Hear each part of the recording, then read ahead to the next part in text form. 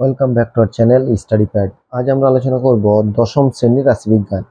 এই রাশিবিজ্ঞানের পার্ট আমরা আগেই আলোচনা করেছি, অর্থাৎ গড়, মধ্যমা এবং সংখ্যাগুরু মান নিয়ে। এরপরে আমরা 26.1-এর যে কোষে দেখি সমস্যাগুলি আছে সেগুলির সমাধান করেছি এবং গড়ের প্রয়োগগুলিরও সমাধান আমরা করেছি, অর্থাৎ যে প্রয়োগগুলি নিচে করতে দেওয়া আছে। এরপর আজ আমরা মধ্যমা থেকে যে প্রয়োগগুলি আছে সেগুলি নিয়ে আমরা আজ আলোচনা করব। তার পরবর্তী ক্লাসে আমরা কোষে দেখি যে সমস্যাগুলি আছে সেগুলি নিয়ে সমাধান করব। দেখো, মধ্যমা নিয়ে আলোচনা করার সময় আমি আগেই বলেছিলাম যে মধ্যগামিতার যে মাপকগুলি আছে তার মধ্যে অন্যতম হচ্ছে মধ্যমা। ঠিক আছে, মধ্যগামিতার দেখো মধ্যগামিতা কি সেগুলি আমরা আগের ক্লাসেই বলেছি। যদি তোমাদের দেখার সেগুলি প্রয়োজন হয়, প্লে লিস্টের লিঙ্ক তোমরা ডিসক্রিপশনে পেয়ে যাবে, চাইলে সেখান থেকে দেখে নিতে পারো।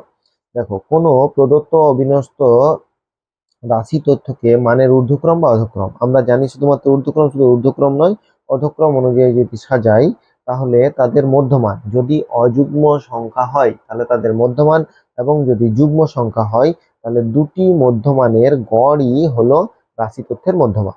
ঠিক আছে, তাহলে মধ্যমা আমরা কি করে বের করব? মধ্যমা বের করতে হলে যুগ্ম সংখ্যা হলে অযুগ্ম সংখ্যা হলে 1 যোগ করে 2 দিয়ে ভাগ করে দেবো, আর যুগ্ম সংখ্যা হলে দুটো আমরা কি করব, দুটো মধ্যমা বেরোবে এবং সেই দুটোর যোগ করে 2 দিয়ে ভাগ করব। ঠিক আছে, এখানে দেখবে বিভিন্ন রকমের, এখানে দেখো একটা সংখ্যা এখানে দেওয়া আছে, দেখবে এই সংখ্যাটাতে এটা ঊর্ধ্বক্রমে দেওয়া আছে। তাহলে প্রদত্ত তথ্যটি প্রথমে মানের ঊর্ধ্বক্রমে সাজিয়ে পাই, প্রথমে মানের ঊর্ধ্বক্রমে সাজাবে। কত আছে? 10, 12, 14, 15, 18, 20, 22, 24, 100, 200। এবার দেখো এখানে সংখ্যা কতগুলি আছে, সংখ্যা দেখা আছে 10টি।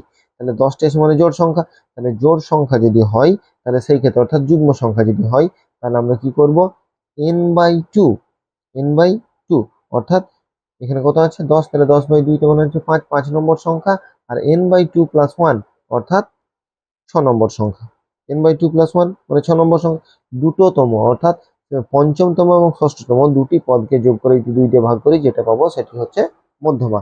তাহলে প্রয়োগ আমরা দেখবে 16 নম্বর প্রয়োগটা নিজে করে দেওয়া আছে। ঠিক আছে, 16 নম্বর প্রয়োগ। তাহলে 16 নম্বর প্রয়োগটা আমরা করব। এখানে দেখো বলে দেওয়া আছে। ঠিক আছে, এখানে বলে দেওয়া আছে দুটি কবাডি দলের বিভিন্ন ম্যাচের প্রাপ্ত পয়েন্ট নিচে দেওয়া হলো, এদের মধ্যমা নির্ণয় করো। প্রথমত দেখবো এটা কি মানের ঊর্ধ্বক্রম বা অধক্রমে আছে। এখানে দেখো এটা কিন্তু মানের ঊর্ধ্বক্রমে দেওয়া আছে, অর্থাৎ এক একটা 5 থেকে শুরু হয়েছে, 5, 6, 7, 8, 9 ঊর্ধ্বক্রম মানে আসতে ছোট থেকে বড় হিসাবে কিংবা বড় থেকে ছোট হিসাবেও থাকতে পারে। এখানে কি করব, মানের ঊর্ধ্বক্রমটাই দেওয়া আছে, অর্থাৎ ছোট থেকে বড় হিসাবে দেওয়া আছে। তাহলে প্রথমত দেখবো এখানে এনটা কি। ঠিক আছে, এখানে যেহেতু মানের ঊর্ধ্বক্রমে সাজাতে হলো না, তাহলে এনটা আমার কি সেটা আমরা দেখে নেব। যদি আমার মানের ঊর্ধ্বক্রমে না থাকতো, বারবার বলছি, তাহলে প্রথমে লিখতাম যে মানের প্রদত্ত তথ্যটি মানের ঊর্ধ্বক্রমে সাজিয়ে পাই। তাহলে এখানে মান থেকে সাজানোর প্রয়োজন নেই। তাহলে প্রথমেই আমরা দেখো 16 প্রয়োগটা লিখে নিয়েছি, 6 থেকে দেওয়া আছে 15 পর্যন্ত। এবার এখানে এন সমান কত? 1, 2, 3, 4, 5, 6, 7, 8, 9, 10, 11। তাহলে এন সমান হচ্ছে 11। ঠিক আছে, তাহলে 11, এখানে এন সমান যখন 11 হয়ে গেল, তাহলে 11টি যুগ্ম না অযুগ্ম?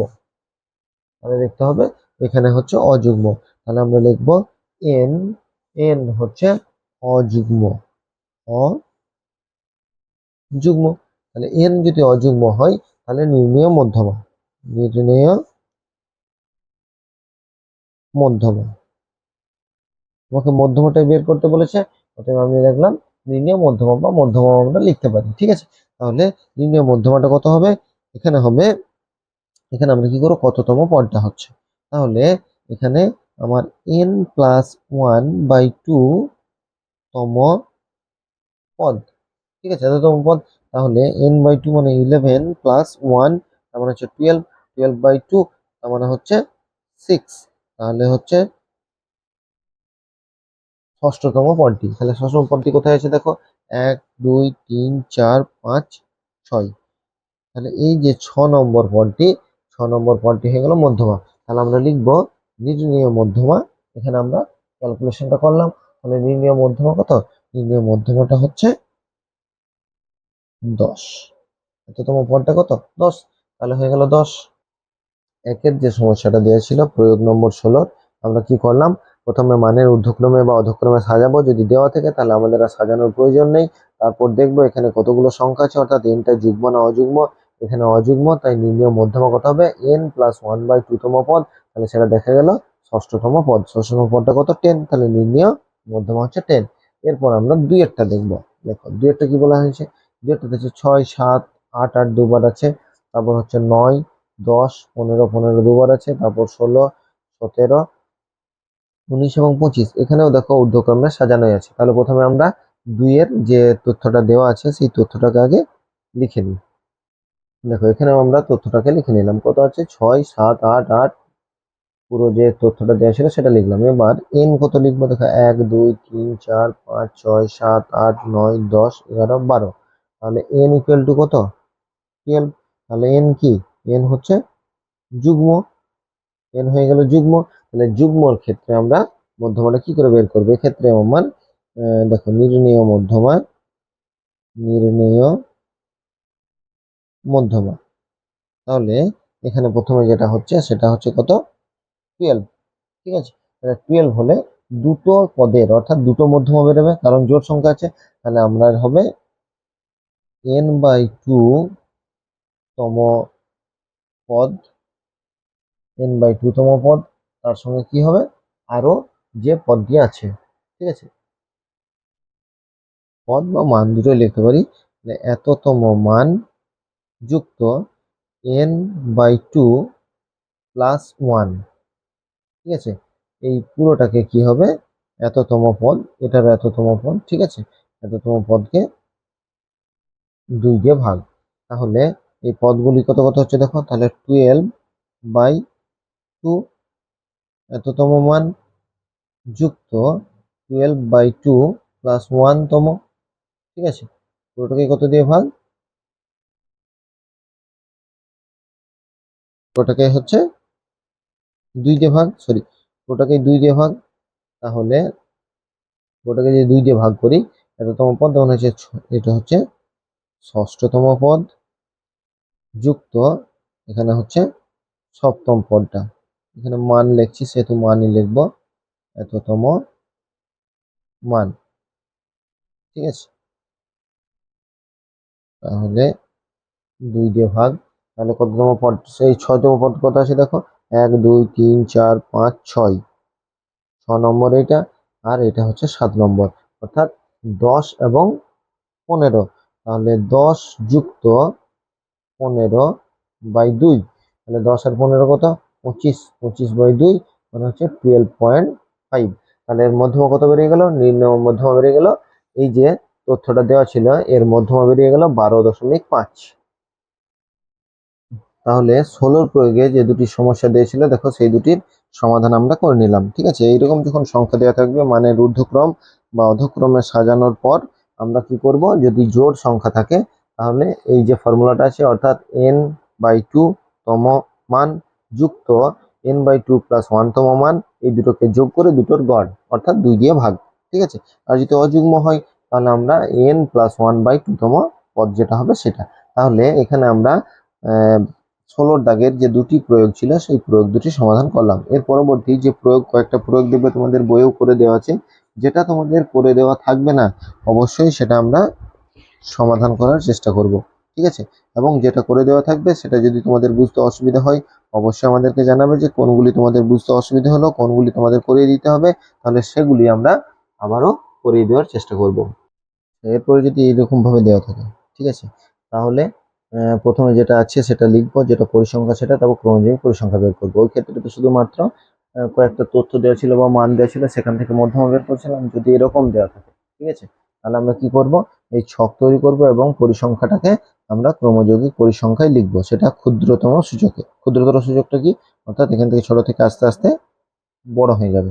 ঠিক আছে, আর এখানে দেখো আমরা এটা করেছি, এটা যখন করেছি এখানে যোগ কত হয়েছে, n সমান 100। তাহলে আমরা n যদি 100 হয় তাহলে এবার আমরা দেখব যে 100টা হচ্ছে জোড় সংখ্যা। তাহলে জোড় সংখ্যা যদি হয় এটাকে আমরা 2 দিয়ে ভাগ করি তাহলে কত হবে, 50 হবে। 50 সঙ্গে 1 যোগ করলে কত হবে, 51 হবে।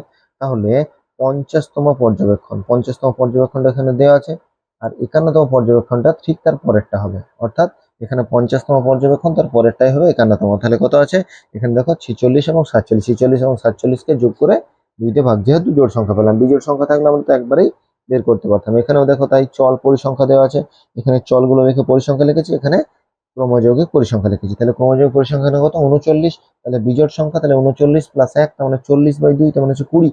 এখানে 20 আছে, 20 আমার নেই, তাহলে 20 থেকে বেশি আছে, 20 নেই, তাহলে 20 থেকে বেশি আছে। তাহলে এখানে দেখো 17, 17-র পরে কত আছে 23, তাহলে 17-র পরে যদি 23 থাকে, এখানে দেখো এখানে আমার লেখা হয়েছে যে 20তম পর্যবেক্ষক। তাহলে 20তম পর্যবেক্ষণ যদি হয়, দেখো 20তম পর্যবেক্ষণ যদি হয়, তাহলে সেটা কি হবে 18তম থেকে 23তম পর্যবেক্ষণের একই মান, অর্থাৎ সবগুলোই মান হচ্ছে 29। ঠিক আছে, তাহলে 20তম পদটি হচ্ছে 29। এইখানে বুঝতে হবে যে 17 পর্যন্ত হচ্ছে 28, 18 থেকে 23 পর্যন্ত সব কত 29। ঠিক আছে, তাহলে সবগুলো যদি 29 হয়, তাহলে যে 20তম পদ সেটি কত হবে আমার 29 হবে। এই যে ছটার মানই হবে 29। ঠিক আছে, তাহলে এইভাবে আমরা বের করবো। এরপর যদি শ্রেণী দেওয়া থাকে, দেখো এখানে শ্রেণী দেওয়া আছে, শ্রেণী দেওয়া থাকলে তার একটা ফর্মুলা আমরা করব। ঠিক আছে, সেই ফর্মুলাটা আমরা এখানে দেখে নেবো। এখানে আমার একটা গুরুত্বপূর্ণ তথ্য জানতে হবে, মধ্যমা শ্রেণী। মধ্যমা শ্রেণী নিয়ে আগেই আমরা বলেছি যে মধ্যমা শ্রেণী কোনটা হবে। ঠিক আছে, যখন আমরা n/2 বের করছি জোড় সংখ্যার ক্ষেত্রে, n/2 যখনই বের করে দিলাম, তাহলে দেখো এখানে 50 বেরিয়েছে। ধরো না এই ক্ষেত্রে এটা 50 বেরিয়েছে, 100 ছিল 50 বেরিয়েছে, তাহলে 50টা কোথায় দেখো 48, 48-এর পর কত 49, 49 থেকে 78 পর্যন্ত যেটা আছে সেটা কিন্তু এই পর্যবেক্ষণ শ্রেণীর মধ্যে আছে, অর্থাৎ কত 105 থেকে 115। দেখো এই যে পর্যবেক্ষণ শ্রেণী বললাম, সরি, তোমার এই শ্রেণীটির মধ্যে ক্রমযৌগিক হচ্ছে কত 78, যা 50 অপেক্ষা বেশি। ঠিক আছে, তাহলে মধ্যমা শ্রেণীটা আমরা এইভাবে বের করে নেব।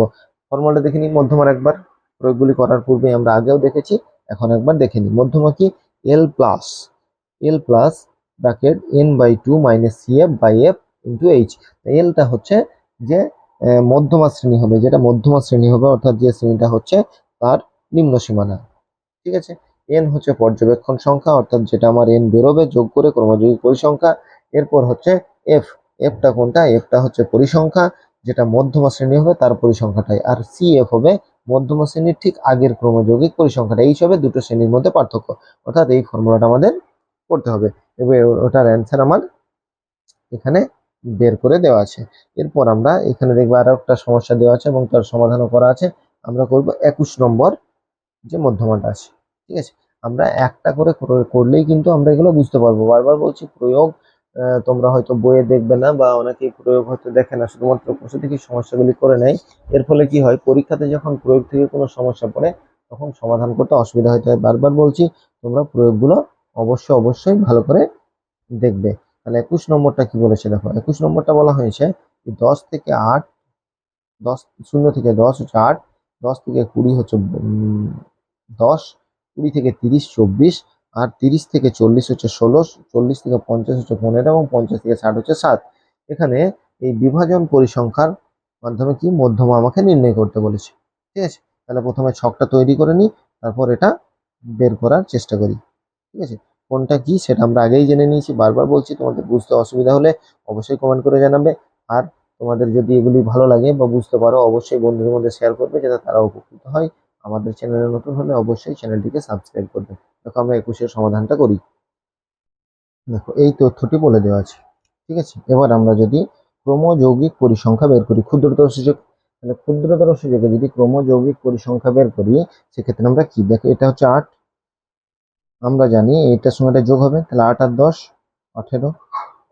ঠিক আছে, 18-এর সঙ্গে কি হবে, 18-এর সঙ্গে 24 যোগ হবে, 18-এর সঙ্গে 24 যোগ করলে কত হয় 42, 42-এর সঙ্গে 16 যোগ হবে, তার মানে হচ্ছে 58। ঠিক আছে, 58-এর সঙ্গে 15 যোগ হবে, তার মানে হবে 73, 73-এর সঙ্গে 7 যোগ, তার মানে হবে 80। ঠিক আছে, তাহলে এখানে n সমান কত বেরোলো, n সমান বেরোলো 80। তাহলে n/2 সমান কত, n/2 সমান হচ্ছে দেখো 40। ঠিক আছে, তাহলে n সমান বেরিয়ে গেল 80, তাহলে n/2 সমান হচ্ছে 40। এখানে 40টা কোথায় আছে দেখো, 40টা যদি আমরা দেখি এখানে কত 18 পর্যন্ত, তাহলে 19 থেকে 42 পর্যন্ত, এই 19 থেকে 42 পর্যন্ত এই 24টি পরিসংখ্যা তাদের শ্রেণী হচ্ছে কত 20 থেকে 30। তাহলে আমরা বলতেই পারি যে 40, এখানে আমরা লিখব যে এখানে আমরা লিখব যে 40 এর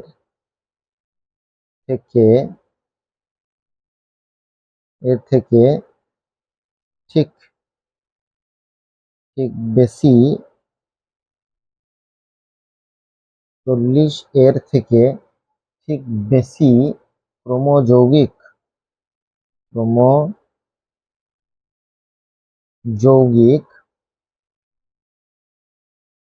পরিসংখ্যা, 40 থেকে বেশি কত 42, তাহলে ক্রমযৌগিক পরিসংখ্যা 42 এবং এবং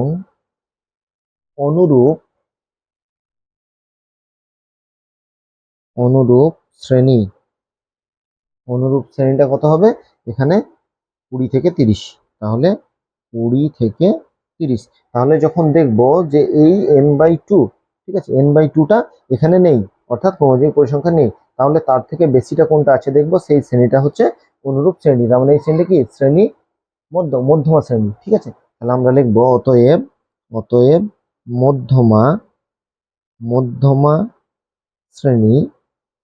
শ্রেণী হচ্ছে 20 থেকে 30। তাহলে যেগুলো আমার এবার বের করতে হয় সেগুলো আমাকে বের করতে হবে। তাহলে এখানে কি আমার বের করতে হবে, প্রথমত হচ্ছে n/2, তাহলে n/2 কত 40, তাহলে আমরা লিখে নিই সেগুলো। n/2 সমান হচ্ছে 40, l সমান কত নিম্ন সীমানাটা, ঠিক আছে, নিম্ন সীমানা কত 20। আচ্ছা, দুটোর মধ্যে ডিফারেন্স অর্থাৎ h কত হচ্ছে 20 থেকে 30 বা 0 থেকে 10, এগুলো ডিফারেন্স কত হচ্ছে 10।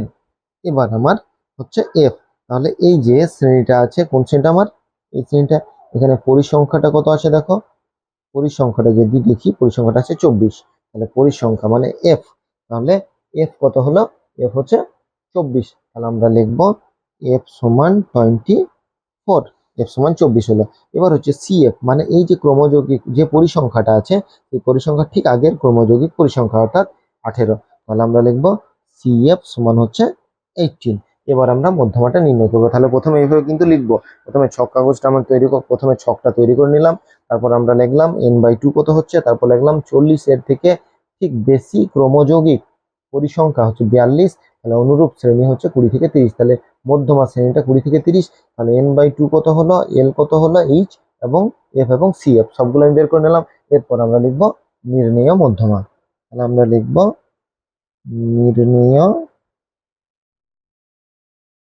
মধ্যমা ফর্মুলাটা লিখবো, ঠিক আছে। ফর্মুলাটা কি আছে, ফর্মুলা হচ্ছে l প্লাস, আবার আমরা লিখবো এখানে n/2 minus cf by f into h, ঠিক আছে। এবার মানগুলোকে লিখে দিই, l হচ্ছে 20 প্লাস n/2 একবারে মান হচ্ছে 40, তাহলে 40, cf এর মান কত 18, তাহলে মাইনাস 18, f এর মান কত, f এর মান হচ্ছে 24 বাই 24 ইন্টু h এর মান হচ্ছে 10, তাহলে লিখবো 20 যুক্ত, এখানে বিয়োগ করলে কত হচ্ছে 22/24 গণিত 10, ঠিক আছে। এবার আমরা এটাকে কাটি, এটাকে কাটলে কত হচ্ছে 2 দিয়ে কাটলে 5, এটা 2 দিয়ে কাটলে কত হচ্ছে 12, এটা 2 দিয়ে কাটলে হচ্ছে 6, এটা 2 দিয়ে কাটলে হচ্ছে 11, তাহলে হচ্ছে 20 যুক্ত এখানে হচ্ছে 55/6, তাহলে 20 যুক্ত আমরা যদি এটা ভাগ করি 6×9 = 54, তাহলে কত থাকছে 1 আর 0 দশমিক দিয়েছি, তাহলে 1 আর 0 আবার 6 কে 6, আবার 4 0 6 6 36, আবার 4 0 6 6 36, তাহলে 6 6 হয়ে যাচ্ছে। তাহলে আমরা লিখতে পারি যে এখানে 20.917, তার মানে হচ্ছে 29.17, এটা হবে প্রায়, যেহেতু এটা 6 6 হয়ে যাবে, তাই 6টা যেহেতু 5-এর বেশি তার জন্য কি করলাম 1 যোগ হয়ে গেল, ঠিক আছে। তাহলে দেখো এই ক্ষেত্রে আমরা মধ্যমাটা খুব সহজে কিন্তু বের করে নিতে পারলাম। তাহলে কি কি বের করতে হচ্ছে প্রথম থেকে শেষ পর্যন্ত একবার দেখে নাও। যদি কোথাও অসুবিধা হয় অবশ্যই কমেন্ট করে জানাবে। এরপর আমরা আরো একটি প্রয়োগ, দেখো তোমাদের বইয়ে কিন্তু করে দেওয়া নেই, ঠিক আছে, সেই প্রয়োগটি আমরা করব। এখানে হচ্ছে তোমার 24 নম্বর প্রয়োগ, নিজে করে দেখো বলে দিয়েছি। এখানে কি বলেছে যে যদি নিচের তথ্যের মধ্যমা বলে দিয়েছে কত 28.5 এবং পরিসংখ্যা ও সমষ্টি বলে দিয়েছে কত 60, তাহলে এক্স ও ওয়াই এর মান নির্ণয় করে। ঠিক ওইভাবেই করবো, শর্তানুসারে সমান করব। ঠিক আছে, শর্তানুসারে সমান করলে এই ধরনের অঙ্কগুলি আমি খুব সহজেই করতে পারবো। দেখো মধ্যমাটাই বলে দেওয়া আছে, দেখো এর আগে একটা করে দেওয়া আছে, সেখান থেকে একটু বলি। এখানে দেখো শ্রেণী অন্তর আর পরিসংখ্যা বলে দেওয়া আছে, ক্রমযৌগিক পরিসংখ্যা বের করেছি।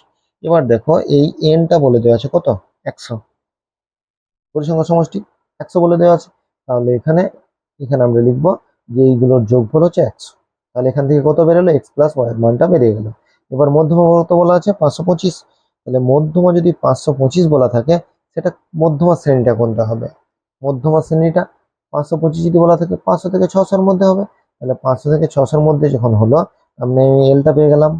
এখান থেকে n/2টা আমি জানি, ঠিক আছে, সি এফ এফ সব আমরা পেয়ে যাবো। শর্তের বসিয়ে যখন সমান করব তখন আমরা খুব সহজে অ্যান্সারটা বের করতে পারবো। আমরা 24 করি, তাহলে দেখো খুব আরো সহজ হয়ে যাবে। এই ধরনের কিন্তু সমস্যা পরীক্ষাতে পড়ে। তাহলে এখানে আমরা পরিসংখ্যা এবং শ্রেণী অন্তরটা দেওয়া আছে। তাহলে প্রথম কাজ হচ্ছে আমাদের ক্রমযৌগিক পরিসংখ্যাটা ক্ষুদ্রতর সূচকে বের করা। তাহলে এটা হচ্ছে 5, তারপরটা কত হবে 5 যুক্ত এক্স, তাহলে 5 যুক্ত এক্স, এখানে যুক্ত 20, তাহলে 25 যুক্ত এক্স, ঠিক আছে। তারপর এখানে কত আছে 15, তাহলে হচ্ছে 40 যুক্ত এক্স, তারপর আবার আমরা যোগ করব 40 যুক্ত এক্স যুক্ত ওয়াই, তারপরটা হচ্ছে 45 যুক্ত এক্স যুক্ত ওয়াই, এখানে 5 যোগ হয়ে গেল। তাহলে এটা হচ্ছে এন, ঠিক আছে। কিন্তু এন আমার অঙ্কে বলে দেওয়া আছে, এন কত বলে দেওয়া আছে, পরিসংখ্যা সমষ্টি কত 60, পরিসংখ্যা সমষ্টি 60 বলে দেওয়া আছে, আর মধ্যমা 28.5। তাহলে আমরা লিখব এখানে আমরা যেহেতু এন সমান কত, যেহেতু এন এন ইকুয়াল টু বলে দেওয়া আছে 60, তাহলে এন কত বেরিয়েছে এখানে 45 প্লাস এক্স প্লাস ওয়াই। তাহলে আমরা লিখতে পারি যে সুতরাং সুতরাং 45 plus x plus y equal to 60। তাহলে x plus y equal to 60 minus 45, তাহলে এক্স প্লাস ওয়াই সমান হচ্ছে 15। এটা হলো 1 নম্বর সমীকরণ, ঠিক আছে। এরপর মধ্যমাটা বলে দেওয়া আছে, ঠিক আছে। মধ্যমা কত বলে দেওয়া আছে, মধ্যমা মধ্যমা মধ্যমাটা কত বলে দেওয়া আছে 28.5। এখানে দেখো 28.5 মানে কোথায় আছে, 28.5 মানে 20 থেকে 30-এর মধ্যে, তাই না? তাহলে আমরা লিখবো মধ্যমা শ্রেণী, লিখবো অতএব মধ্যমা মধ্যমা শ্রেণীটা কত হবে, মধ্যমা শ্রেণীটা হবে 20 থেকে 30, ঠিক আছে। তাহলে এবার আমরা মধ্যমা নির্ণয় করতে পারি। এখানে কোনটা কি হচ্ছে, এটা যদি মধ্যমা হয়, দেখো এটা যদি মধ্যমা শ্রেণী হয় তাহলে কোনটা কি হচ্ছে। এখানে আমরা প্রথমেই যেটা লিখবো সেটা হচ্ছে যে এনটা আমার বলে দেওয়া আছে। তাহলে n/2 কত হবে, n/2 প্রথমে লেখো n/2, n/2 হবে 60/2, তার মানে হবে 30। এল হচ্ছে এল যেটা হচ্ছে সেটা হচ্ছে 20। এইচ কত হবে, এইচ হচ্ছে 10, ডিফারেন্স কত করে হচ্ছে 10 করে, ঠিক আছে। তাহলে এফ কত হবে, এফ হবে 20, আচ্ছা এফ হলো 20। আর সিএফ, সিএফ যেটা হবে সেটা হচ্ছে যেটা পরিসংখ্যা ঠিক তার আগের ক্রমযৌগিক পরিসংখ্যা, অর্থাৎ 5 প্লাস এক্স, তাহলে হলো 5 প্লাস এক্স। এবার আমরা মধ্যমাটা বের করব, নির্ণেয় মধ্যমা, ঠিক আছে। নির্ণেয় মধ্যমাটা বের করি, ফর্মুলা যেটা সেটা লিখবো এল প্লাস এখানে হচ্ছে n/2 minus CF by F into H. এবার মানগুলো বসাই, এটা হচ্ছে এল হচ্ছে 20, ঠিক আছে, প্লাস আমরা বসাই n/2 কত 30 মাইনাস সিএফ কত, সিএফ হচ্ছে মাইনাস, এখানে হচ্ছে -5, তাহলে এখানে প্লাস আছে এটাও মাইনাস এক্স হয়ে যাবে। আর এফটা কত, এফ হচ্ছে 20, এইচ কত, এইচ হচ্ছে আমার 10, তাহলে ইন্টু 10, এবার আমরা এটা ক্যালকুলেশন করি, তাহলে 20 প্লাস এটা ক্যালকুলেশন করলে কত হবে 25, তাহলে 25 by 25 minus x by 20 into 10। আমরা যদি এটা তুলে দিয়ে ইন্টু 10, তাহলে আমরা কি করব, আগে 10 যদি আমরা এখানে কেটে দিই কত হবে 2, তাহলে হচ্ছে 20 প্লাস 25 মাইনাস এক্স বাই 2, এটা হলো মধ্যমা। মধ্যমা তোমার বলে দেওয়া আছে, মধ্যমা কত বলে দেওয়া আছে, দেখো মধ্যমাটা বলে দেওয়া আছে 28.5, আমরা শর্তানুসারে সমান করতে পারি, তাহলে লিখবো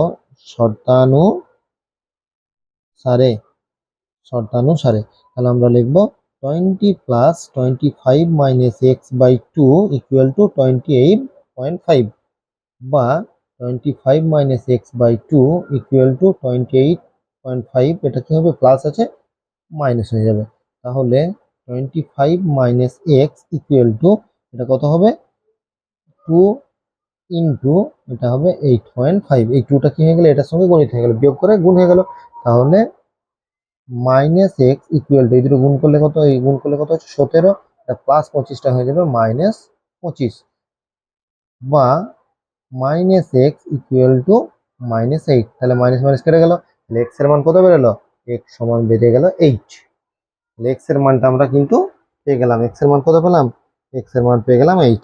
এবার আমাকে কি করতে হবে, এক্স এর মান আরেকটা সমীকরণ আমরা জানি কত, এক্স প্লাস ওয়াই সমান কত আছে 15, এক্স প্লাস ওয়াই সমান 15, তাহলে আমরা কি করব, এখানে মানটা আমরা আর পরের পাতা না গিয়ে আমরা এই জায়গাটার মধ্যে বের করে দিই, ঠিক আছে, তাহলে x plus y equal to 15 আছে, তাহলে এক্স এর মানটা কত 8, তাহলে 8 প্লাস ওয়াই ইকুয়াল টু 15, তাহলে ওয়াই ইকুয়াল টু 15 মাইনাস 8, তাহলে ওয়াই ইকুয়াল টু 7, তাহলে এখানে আমরা দেখো এক্স এর মান এবং ওয়াই এর মান দুটোই বেরিয়ে গেল, দুটো আমাকে বের করতে বলেছিল, তাহলে আমরা লিখবো যে অতএব এক্স এর মান হচ্ছে, এক্স এর মান কত, এখানে আমরা লিখবো অতএব এক্স ইকুয়াল টু 8 এবং ওয়াই ইকুয়াল টু 7, এটা হয়ে গেল আমার অ্যান্সার, ঠিক আছে। তাহলে মধ্যমা থেকে কিন্তু এই ধরনের সমস্যাগুলি থাকবে, এখানে আমরা তিনটে প্রয়োগের সমাধান করলাম, 16, ঠিক আছে, 21 এবং 24। এছাড়াও যদি বইয়ে যে প্রয়োগগুলি করে দেওয়া আছে সেগুলিতে তোমাদের কোনো সমস্যা হয় অবশ্যই আমাদেরকে জানাবে, সেগুলি তোমাদের করে দেওয়ার চেষ্টা করবো, মানে যে প্রয়োগগুলি আছে। এরপর তো আমরা কোষে দেখি 26.2 এর যে সমস্যাগুলি আছে সেগুলি নিয়ে সমাধান করবই, তার পূর্বেই বলছি, তার পূর্বে যদি এগুলিতে তোমাদের সমাধান হয়, মানে সমস্যা হয়, অবশ্যই আমাদেরকে জানাবে, আর আমাদের চ্যানেলে নতুন হলে চ্যানেলটিকে সাবস্ক্রাইব করবে পরবর্তী ক্লাসগুলি পাওয়ার জন্য, আর বন্ধুদের মধ্যে অবশ্যই শেয়ার করো যাতে তারা উপকৃত হয়। ভালো করে পড়ো, পড়াশোনা করো, অঙ্কে কোথাও অসুবিধা হলে অবশ্যই আমাদেরকে জানাও, অন্যান্য যে অধ্যায়গুলি আছে সেগুলিতেও যদি কোথাও অসুবিধা হয় অবশ্যই আমাদের জানাবে। এর পূর্বে আমরা দেখবে মাধ্যমিকের প্রায় সকল ক্লাসগুলি তোমাদের অধ্যায়গুলি আলোচনা আমরা করেছি, যদি যেটা তোমাদের প্রয়োজন হবে, যেখান থেকে প্রয়োজন হবে প্লেলিস্ট থেকে দেখো, বোঝার চেষ্টা করো, অসুবিধা হলে বারবার বলছি আমাদেরকে জানাবে, কারণ মাধ্যমিকে খুব বিস্তারিতভাবে পড়তে হবে, নাহলে কনসেপ্ট ক্লিয়ার না হলে কিন্তু উত্তর দিতে পারবে না। আজ এই পর্যন্তই, পরবর্তী ক্লাস অর্থাৎ 26.2 নিয়ে আমরা খুব শীঘ্র হাজির হব। ততক্ষণ পর্যন্ত সকলকেই ধন্যবাদ, সবার দিন শুভ হোক, ভালো থাকো, সুস্থ থাকো, ভালো করে পড়াশোনা।